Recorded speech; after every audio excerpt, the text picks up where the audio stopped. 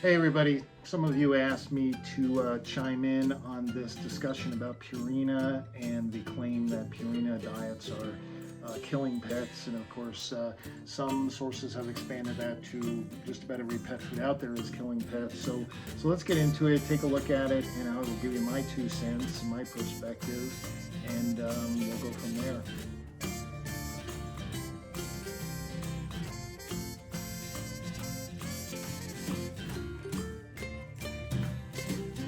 Okay, first of all, recalls. I think they're a valuable tool. I like seeing voluntary recalls every now and then from different companies. And so, Glenn, why is that? It just keeps companies accountable. They're accountable to us, they're accountable to the industry. Um, Food companies don't want to do a recall, but they sure would rather do a voluntary recall and show how they're trying to police themselves than get caught, you know, with their pants down, so to speak. So anyway, recalls. I will tell you that when it comes to a recall, I want to know why and I want to know how. I don't know. I want to know why there was a recall. Was it a salmonella poisoning? Was it vitamin D excesses? What was the reason? And just as important, I want to know how the food company handles it. How do they inform people? How do they get the product back? How do they manage it in a way to be as safe for the animals and the pet parents as possible? So again, why was there a recall and how they handle it is really important, and it does show me a reflection of, hey, that's a company I can trust. Sure, usually it's going to be human error as to why things happen, and the bigger you are, the millions of pounds of food you do, I just expect every now and then there's going to be mistakes made. I mean, we live in a world that's just the way it is. Now, let's just talk about recalls. The biggest one that everybody thinks about is in 2007. I can't believe how long ago that is already. Living through that as a Hills rep, that was pretty crazy. Of course, the media in the U.S. loves to just make things 10 times worse than it really was. Now, let me say, I guess at the top of this video right away, this is a sensitive subject because we all, when it comes to recalls, especially when there's deaths involved, every one of us, if you're on this channel, you're like me, you just love your animals. Losing them is just one of those worst experiences in life. Losing them because of human error of a pet food company, I can't even imagine um, how painful that is and frustrating. So my heart goes out to anybody in any of these recalls. I don't want to just, oh, it was just history now and it's just business, whatever. No, we're talking about animals that we are devoted to and love. So I don't want to diminish that fact.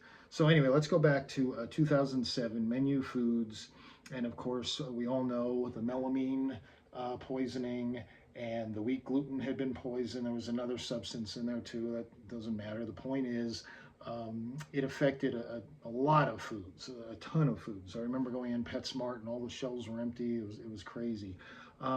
Why did that happen? Why was everybody's brands, all these brands being made in one place? It made it sound like it was this big conglomerate and they're all in it together, and that's how the U.S. media is.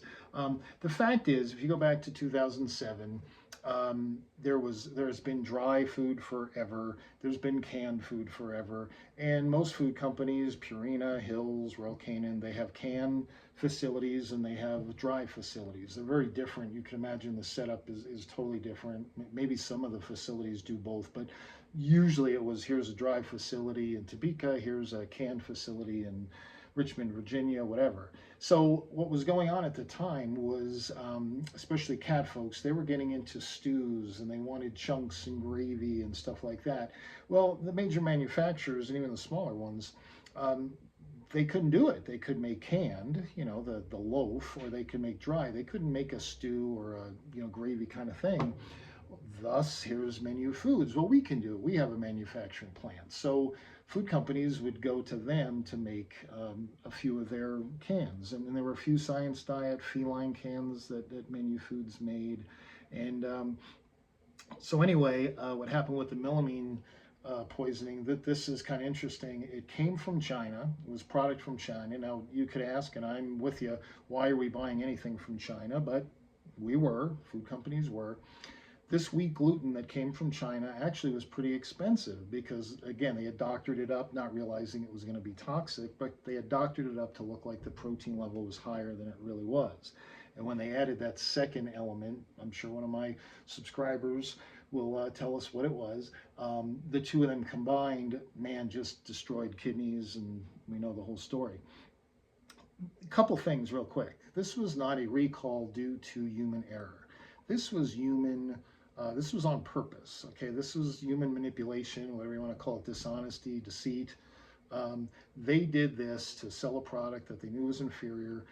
They didn't expect it to be toxic, I'm sure, but that was the deal. And Cornell University put out in their newsletter, which was really kind of interesting. I'm sure most people don't know this. The wheat gluten that was affected was human grade. Okay, that wasn't like some cheap ingredient from China that all the food companies are sneaking into their food. It was actually human grade. That wheat gluten could have ended up in your Domino's pizza dough just as easily as in your pet food. It's kind of interesting that it was such a unique situation. Of course, nowadays, Purina, Hills, most of the big guys, even most of the smaller ones, they make their own food in their own facility, and as it should be. That's what we want, that you have better control that way. But Poor Menu Foods, it wasn't really their fault. The product came in doctored up. It wasn't really anybody's fault except the Chinese folks that sold the product. Melamine was not something that was normally tested in food. You don't test for every single poison out there in the world in your diet. So that's why it was so widespread and hit everybody. It happened pretty fast, and doctors were on it right away. And I'm sure they were talking to Hills and Purina, at least the big companies that have veterinarians and nutritionists, that a veterinarian can pick up the phone and call and say, hey, here's the symptoms I'm seeing. What could this be? And because it was so widespread, boom, people were on it right away and figured it out. So that was the 2007 recall. Hills, again, only had a couple Science Diet feline cans, that the stews, whatever, that we couldn't make yet at our facilities. I say our because in 07 I was in the middle of all that. So that's why they were made at Menu Foods. So it wasn't like this big secret, getting all the companies together and they're all making the food at the same place. No, that really isn't at all. But that's why it was so widespread. But again, it was done on purpose. This was not your typical recall where there's a salmonella poisoning. And I will tell you another thing about recalls. Generally, and there's a lot of groups out there now that are anti-pet food companies, and that's fine, whatever. But you can go to many sites and see what recalls are going on. Okay, that's great. The problem is, you'll read even in the newspaper, oh, there was a recall on Pedigree, and I'm just thinking of this one because it was a few years ago, but Pedigree had a salmonella scare, and they pulled some product. Turned out it was a false alarm. Well, you think the paper went back to say, oh, Pedigree had that salmonella scare, and they did a recall, but it turned out it was a false alarm. That's what you don't hear, okay? And I think what's going on now, that's why I said why did the recall happen? How did they respond to it? Because food companies are jumping to do a recall because they don't want what comes down the pike if they get caught not prepared, that they didn't know what was going on. So that's kind of leading me a little bit to this, what's going on with Purina. Most companies jump on any recall, jump on any issue that's going on. Speaking of, Hills had that 2019 recall, the first major recall Hills really had, besides the melamine poisoning, but 70 plus years and making, don't even want to guess how many millions of pounds of pet food they made. And yeah, it's gonna catch up to you sooner or later. Somebody's gonna make a mistake. And it was a supplier in Texas. It was a vitamin mineral mix, and it got certified as being tested and good, and it wasn't. Clearly, the vitamin D was way too high. It actually was, as far as I understood, it was one veterinarian that had a dog come in with the symptoms, called Hills and said, hey, I'm seeing these symptoms. Hills was on it, and I believe it really was that one dog that started the whole, hey, we have a problem here, They looked at the food. People have mentioned this online, but companies like Hills, Purina, Royal Canin, every single batch is numbered. I can look at a bag or a case and know which plant it came from, what shift it was on. We even know what hospitals it gets delivered to. Okay, so a company can be on it really fast. Purina had a prescription diet just last year. A new prescription diet came out, and again, the vitamin D level was out of whack. Is that the supplier issue? Is that Purina's issue? I don't know, but again, it was human error. You know, sorry guys, but it's gonna happen sometimes. And think about the millions of pounds Purina puts out, okay? It was two cases that came in with symptoms that veterinarians called Purina. Purina was on it. There was the recall, and I'm sure they did just as responsible a job as Hills did when Hills had the vitamin D recall. Again, a small, I think it was less than 5% of Hills product, you know, the whole product line. It was just canine cans. They were able to isolate it. A little while later, they found another batch. I mean, that's, you know, it takes a little bit of time. But the key is, the thing I'm thinking of with all these recalls, at least with the major companies, that they're so regimented and have everything so organized that when something goes wrong, man, they're on it. They can find it. And again, it's just good business. If you screw up, you better own it. You better fix it as best you can. And Hills and Purina and Royal Canin, they've had recalls in the past over different, I think vitamin D, all three companies now have had vitamin D issues. Why did it happen? Fix it so it doesn't happen again. I mean, you could almost kind of think that, you know, feed a brand that's just had a recall, because now they are so hyper vigilant to not let that happen again, that's probably a good product line to feed. Okay, and I say that jokingly, but it's true. You know, from a business standpoint, you don't want to lose money with a recall, and you know, from just a moral standpoint, no food companies out there trying to hurt animals. They're just not. So anyway, that, I hope that answers some of the folks that have asked me about what's your belief of recalls. Again, horrible stuff, but that's history. So let's move on to what's going on now with Purina and social media. So when I started this channel, I thought I was going to take my 34 years of knowledge and experience and show pet owners, here's how to evaluate commercial food, dry food and canned food. Here's the marketing tricks to avoid. Don't make your decision based on marketing over here, but really look at nutrition, look at the nutrients in the diet. That's what I expected the channel to be. And as soon as I started, holy cow, the raw folks and the homemade folks and the, I guess I'd call them anti-kibble people, just came out of the woodwork. And it's been crazy. And I had no idea the hatred is the only word. I mean, it's just crazy. The folks that are so anti big kibble, as they call it, and kibble is killing dogs, all this other stuff. So my first suspicion when this thing happened with Purina is, oh, it's just more people hating Purina. You know, I mean, Purina is a lot bigger than Hills. You know, they're definitely one of the big corporate companies out there. And so that was my first impression, okay? But that's just my own bias because I'm coming from the industry. Maybe I'm a little protective, but with me, what I do and the way I think is, when I don't know what's going on, I look at the people, what they're saying, and if I don't know if what they're saying is true or not, you have to try to weigh the, you know, circumstances and stuff. But if it's somebody that already has lied to me, that's already said stuff that I know personally is wrong and is false, and they're in a position that they should know that too, they're pretty much lying to me, okay? I mean, maybe they just don't know better. That could be, give them the benefit of the doubt. But the problem is the people, the Facebook sites, the YouTube, even a few veterinarians, retired veterinarians, whatever you want to call them, that are now, Purina's killing animals, and oh, it's not just Purina, it's Hills, it's Acana, it's Blue Buffalo, it's, you know, in other words, we hate commercial food, we hate commercial companies, and we're all going to get on this bandwagon that they're all killing animals, okay?